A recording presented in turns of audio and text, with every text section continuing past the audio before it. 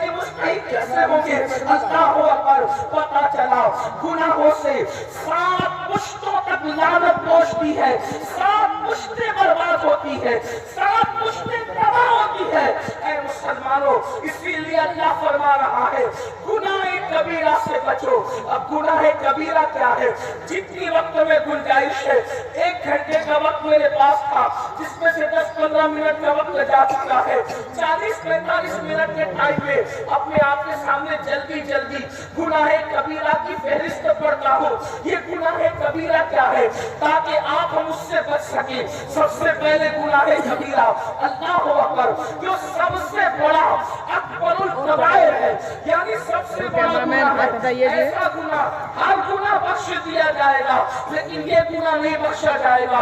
اس کو شرک کہتے ہیں. شرک سے بچو. شرک کیا ہے؟ اللہ کے علاوہ اللہ رب العزت کے علاوہ کسی اور کی عبادت کرنا یہ شرک ہے. جو چیزیں اللہ کے لیے خاص ہے اس میں کسی کو شامل کرنا یہ شرک ہے. شرک، اور شرک سارے کبیرہ گناہوں میں سب سے بڑا کبیرہ گناہ ہے. اللہ شرک کو معاف نہیں کرے گا. آج مسلمانوں کا حال کیا ہو گیا ہے؟ معاذ اللہ بہت سارے مسلمان بت خانوں کی طرف بھی بڑھتے ہیں. فلموں میں دیکھ کر کے، سیریلوں میں دیکھ کر کے ایمان لوگوں کا کمزور ہو رہا ہے. چلو مسجد میں بات نہیں بنتی تو پھر بت خانوں کی طرف بھی چلو. یاد رکھنا مسلمانوں، اچھی طرح یاد رکھنا، تمہارے اور میرے اللہ کے علاوہ کسی کی طاقت نہیں، کسی کی قوت نہیں، کسی کی شان و شوکت نہیں. ارے نادان، اپنے اللہ کی طاقت کا اندازہ لگا کہ اپنے اللہ کی شان کیا ہے. جس کو تو وحدہ لا شریک مانتا ہے، جس کو تو الہ مانتا ہے، جس کو تو خدا مانتا ہے، اس کی شان کیا ہے؟ پتا اس کی شان تجھے؟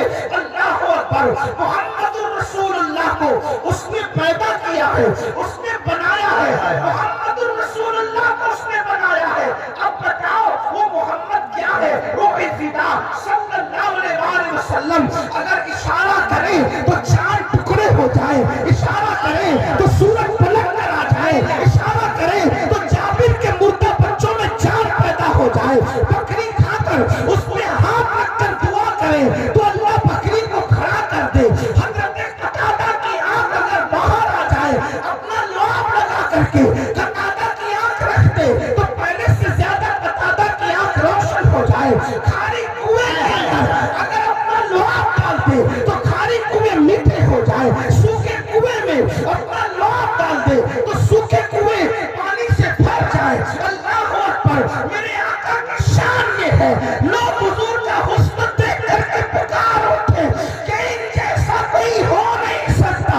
ان کا حال یہ ہے رستہ چلے تو پتھر پر نشانے قدم پڑتے ہیں، تو پتھر پر نشانے قدم ظاہر ہوتے ہیں، اور مٹی پہ پیر رکھتے ہیں تو مٹی پہ قدم کا نشان نہیں پڑتا.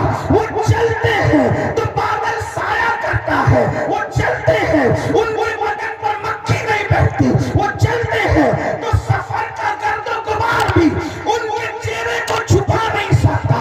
اللہ اکبر. ان کے کپڑے میلے نہیں ہوتے، ان کے جسم پر مکھی نہیں بیٹھتی، ان کے پسینے سے مشک کی خوشبو آتی ہے، زمین پر ان کا سایہ نہیں پڑتا. اللہ اکبر. جو دیکھتا ہے چہرہ دیکھ کر مسلمان ہونے پہ مجبور ہو جاتا ہے. اندازہ کریں وہ شان والا رسول جو ابو جہل کے ہاتھوں کی کنکریوں کو کلمہ پڑھا دیتا ہے، وہ شان والا رسول جو درختوں کو اپنے پاس بلا لیتا ہے، وہ شان والا رسول جو درختوں کو اپنے پاس سے بھجا دیتا ہے. لوگ حیران رہتے ہیں اللہ اکبر یہ کیسا ہے، اس کی شان کیا ہے. لیکن جب حضرت بلال کہتے ہیں حی علی الصلاۃ، حی علی الصلاۃ، آؤ نماز کی طرف، تو وہ شان والا رسول جس کی طرح کوئی نہیں، وہ کسی کی طرح نہیں، وہ وضو بنا کر آتے ہیں اور آ کر کے نماز شروع کرتے ہیں اور سر سجدے میں رکھ دیتے ہیں. تو